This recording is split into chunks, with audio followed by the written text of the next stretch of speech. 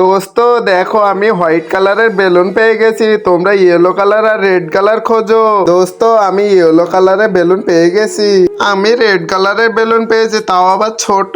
সবার বেলুন ফাটিয়ে দেখি দেখি কি বের হয়। আগে আমার বেলুনটা ফাটিয়ে দেখি দেখি কি পাওয়া যায়। আরে এটা আমার ফেভারিট স্টিকার সুপারম্যান।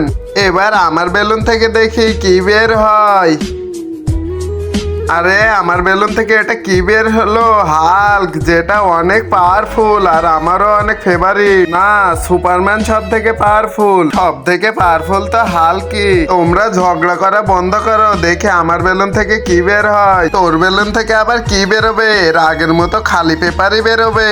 নিচে সাবস্ক্রাইব বাটনটা কেউ যদি সাবস্ক্রাইব করে দেয় তার বাবা মা অনেকদিন বাঁচবে।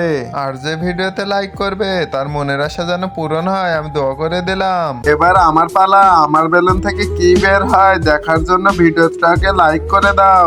1 2 3। দোস্ত দেখো সব থেকে পাওয়ারফুল হনুমানজি। তো দোস্ত তোমরাই বলো এর ভিতরে সব থেকে পাওয়ারফুল কে? হাল্ক সব থেকে পাওয়ারফুল, সুপারম্যান সব থেকে পাওয়ারফুল, হনুমানজি পাওয়ারফুল। তো দোস্ত তোমরাই কমেন্টে বলো যে তিনজনের ভিতরে সব থেকে পাওয়ারফুল কে।